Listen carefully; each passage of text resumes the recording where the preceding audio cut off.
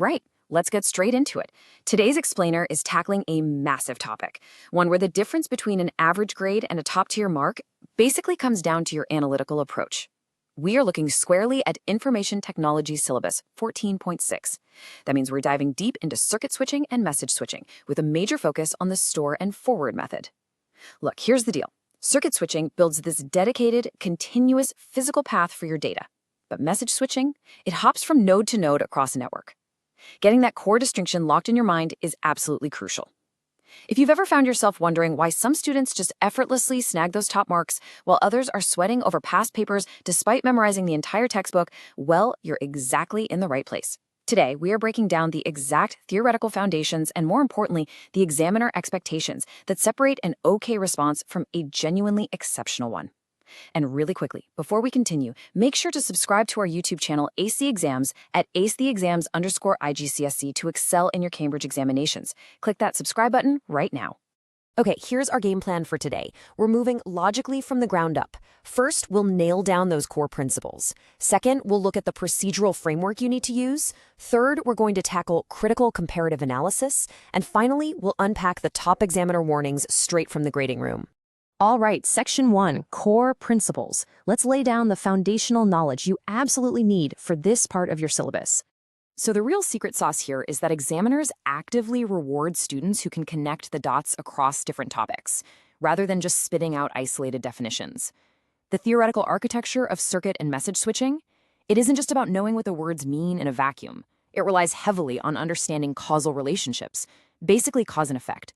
For instance, you need to understand exactly how choosing message switching introduces latency, because of that store and forward process, but at the same time actually improves overall network utilization compared to locking down a dedicated circuit. It's like a giant puzzle. You have to view these switching methods as part of a larger, interconnected ecosystem where every single architectural choice you make has a tangible, real-world consequence on performance. Now, this is a trap I see all the time. Academic benchmarks heavily prioritize deep, structured reasoning over just listing a massive array of basic facts. It is so tempting to walk into an exam, see a question on store and forward, and just brain dump everything you've ever learned. You define a node, you mention data packets, you ramble a bit about routing, but guys, that is what we call superficial breadth. The assessment framework explicitly demands analytical depth. They want to see the why and the how, not just the what. You really need to unpack the actual mechanics of the switching process itself to get those high marks. To truly crush these questions, you have to conquer 3 distinct cognitive domains simultaneously. You literally can't rely on just knowledge and understanding alone. That's only step 1. You have to take that knowledge, apply it to the specific and often totally unfamiliar context they give you in the scenario. For example, you might have to explain why a critical hospital network absolutely requires the guaranteed reliability of circuit switching over message switching, and then you have to analyze the implications of that specific choice. When you hit all 3 of these domains, when you apply your raw technical facts to a real-world problem, you signal to the examiner that you don't just know topic 14.6, you've mastered it. Let's keep the momentum going. Section 2, the procedural framework. We're going to see how all that theoretical knowledge actually translates into a rigid, reputable system. Listen, examiners are absolute sticklers for strict presentation conventions. Ignoring these just leaves incredibly easy marks sitting on the table. When you're writing about circuit or message switching, it is not just about the raw data, it's entirely about how you package it. Think of these as non-negotiable rules. You need proper headings. You must use correct IT terminology, so right bandwidth allocation. Don't use colloquial everyday language. You have to select the appropriate format for your answer, and please make sure any network diagrams or routing calculations you do have crystal clear annotations. It sounds so basic, right? But mastering this presentation layer instantly elevates how the examiner perceives the quality of your analysis. If you want to consistently conquer these questions, you need a standardized sequence, a blueprint. Whenever you face a switching question, just run through these 5 steps. 1. Identify the key technical elements of the problem. Like, are we dealing with continuous data streams or discrete messages? 2. Apply the relevant technical principles. 3. Execute your analysis and show clear, logical working of how that data is actually moving from the source to the destination node. 4. Pause and verify your results. Do they actually make logical sense given the network constraints in the prompt? And 5. Present that final answer in the appropriate format.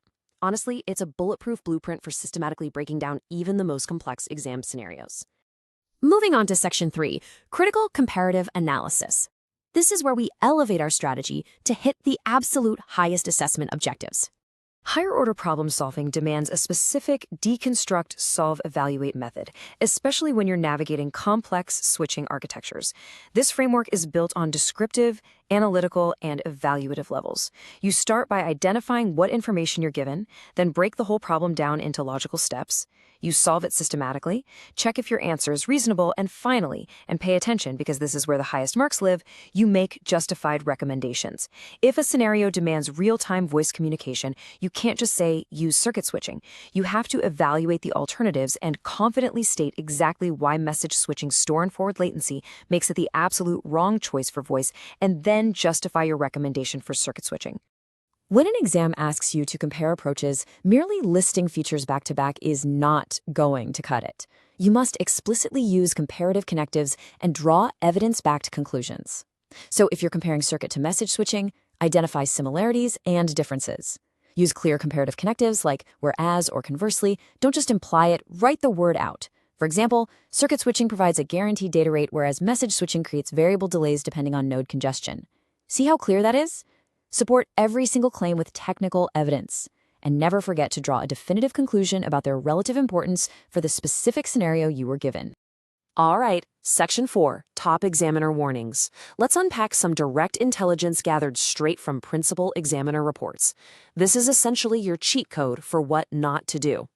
These are the 3 classic traps that students fall into year after year.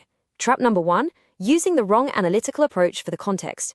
Trap number 2, forgetting all those vital format and presentation checks we talked about earlier. And trap number 3, which is probably the most common one, giving generic textbook answers that completely ignore the provided context. Look, if you recommend store and forward message switching without even considering whether the company in the prompt is sending non-urgent emails versus high-definition live video streams, you are guaranteed to lose marks. Context is literally everything. Oh, and speaking of not missing out, stop scrolling for a second. Subscribe to our YouTube channel, Ace the Exams, at acetheexams_IGCSE to excel in your Cambridge examinations. We want to make sure you avoid these traps entirely. Okay, let's highlight a technique that can single-handedly rescue a difficult exam question. I call it the method mark strategy. You have to remember that examiners award marks for the process of your analytical execution, not just for getting the right final answer. Showing how a message waits in a buffer before being forwarded proves to the examiner that you understand the underlying mechanics, even if your final network evaluation at the end is slightly off. This examiner alert right here is paramount. Never ever skip showing your logical steps. Your systematic workings are incredibly valuable. The principal examiner reports make this abundantly clear every single year. Let's say you make a minor calculation error in bandwidth requirements, or a little misstep that throws off your final answer. If you demonstrated the correct procedural framework and analytical steps, you will still earn method marks. It is an incredibly powerful safety net that rewards your true comprehension of network switching. Don't leave those points blank. I'm going to leave you with this provocative thought as you jump back into your own study sessions. The difference between an average grade and a true top-tier result isn't just about how much data you can store and forward in your own memory. It's entirely about how expertly you process and present that information on the page. Focus on the procedural frameworks, fully embrace the method mark strategy, and tackle these switching concepts with real analytical depth.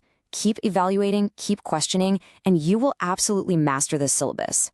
And here's your final reminder. Subscribe to our YouTube channel, Ace the Exams, at acetheexams_IGCSE to excel in your Cambridge examinations. Drop a comment below with your biggest study challenge right now, and I'll see you in the next explainer.